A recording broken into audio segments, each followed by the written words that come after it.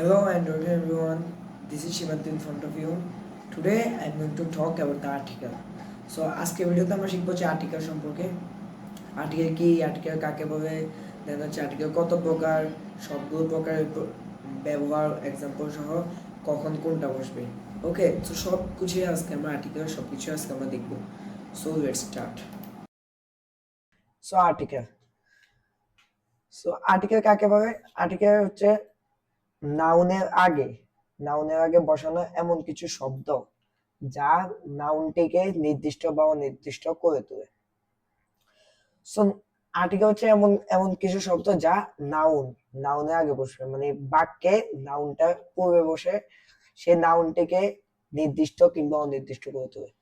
So এই ব্যাখ্যাটা একটু কঠিন থাকতে পারে আপনাদের কাছে, কিন্তু যখন এক্সাম্পল দেখবেন বা উদাহরণ দেখবেন তখনই সহজ হয়ে যাবে। সো আর্টিকেল তিনটি, কয়টি আর্টিকেল হচ্ছে? তিনটি। কি কি? এ, এন, ডি। সো এটা আমরা মোটামুটি সবাই জানে যে এ, এন, ডি হচ্ছে এই তিনটে হচ্ছে আর্টিকেল। সো এখন দেখবো আমরা এ এর ব্যবহার। এ মানে এ, এটা কখন বসে, সো তার ব্যবহার দেখবো এখন। সো এ সাধারণত একটি বা একজন বুঝাতে ব্যবহৃত হয়।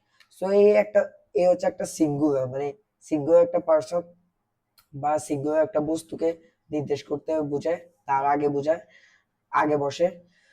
সো এছাড়া এটি শুধু কনসোনেন্টের পূর্বে বসে, মানে ভাওয়ের পূর্বে কিন্তু এ বসবে না। সো আমরা এখন এক্সাম্পল দেখবো।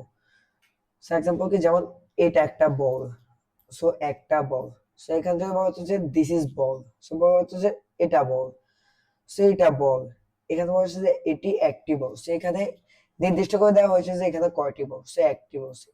এ দ্বারা কিন্তু সেই একটিকে বোঝানো হয়েছে। সো দিস ইজ আ বল।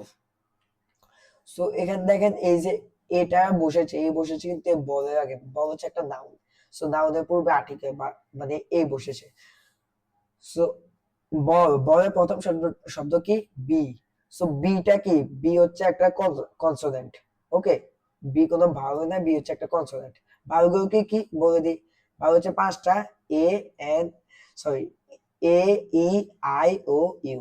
এই পাঁচটা হচ্ছে ভাওয়েল। সো এখানে এ, ই, আই, ও, ইউ এগুলোর মধ্যে কিন্তু বি পড়ে না। সো বি হচ্ছে একটা কনসোনেন্ট। সো তার আগে এই এ বসেছে। সো দিস ইজ আ বল। আরেকটা উদাহরণ যদি দেখে যে সে সে একজন ভালো ছেলে। So he is a good boy. Okay, so এখানে দেখেন এই জি, জি কিন্তু একটা কনসোনেন্ট। সো তার আগে এ বসেছে। সো এখন দেখবো আমরা এন এর ব্যবহার। এন। সো এন সাধারণত একটি বা একজন বোঝাতে ব্যবহৃত হয়। সো এন কখন ব্যবহৃত হয়? এন হচ্ছে এনও সেম, মানে একজন অথবা একটি, ওই এর মতো একজন অথবা একটি বোঝাতে ব্যবহৃত হয়, কিন্তু এটা বসে শুধু ভাওয়ের আগে। এটা কিন্তু কনসোনেন্টের আগে বসে না। এ যেমন কনসোনেন্টের আগে বসতো, কিন্তু এন কিন্তু ভাওয়ের আগে বসবে। ওকে, সো যেমন সে একজন প্রকৌশলী। সো প্রকৌশলী ইংরেজি কি? প্রকৌশলী ইংরেজি হচ্ছে ইঞ্জিনিয়ার। সো ইঞ্জিনিয়ারের ইটা দেখেন, ই কি? ই হচ্ছে একটা ভাওয়েল। ভাওয়েল কি কি বলছিলাম? এ, E, I, O, you. So এ, ই, এই ইটা আছে ভাওয়েলের মধ্যে। সো তার আগে এন বসে। যদি এখানে অন্য মানে কনসোনেন্ট থাকতো তাহলে এখানে এ দিতে পারতেন। সো যেহেতু এটা একটা ভাওয়েল তাই এন। সো সে একটি আপেল চায়। He wants an apple. So apple A, এটা কিন্তু ভাওয়েল। সো তার আগে এন বসেছে। সো এটা হচ্ছে এন এর ব্যবহার। সো এখন দেখবো হচ্ছে আমরা দি। ওকে, সো দিটা কি? দি সাধারণত কোনো বস্তু বা ব্যক্তি নির্দিষ্ট করতে বোঝায়। ওকে, সো দি হচ্ছে গিয়ে কোন একটা নির্দিষ্ট বস্তুকে ইঙ্গিত করতে বা ব্যক্তিকে ইঙ্গিত করতে বোঝানো হয় দি। সো এখন আমরা এক্সাম্পল দেখবো। সো দি এর এক্সাম্পল, এই বইটি অনেক দামি। So the book is very expensive. So the book মানে এই বইটি, বইটি কিন্তু নির্দিষ্ট করে বোঝানো হচ্ছে। বলেন যে বইটি অনেক দামি। সো বইটি বলবে, এখানে কিন্তু অনেকগুলো বই বা বা যে কোনো বই বোঝাতে পারতো, কিন্তু এই দিয়ে এই যখন ইউজ করা হয়েছে তখন কিন্তু এটা নির্দিষ্ট হয়ে গিয়েছে।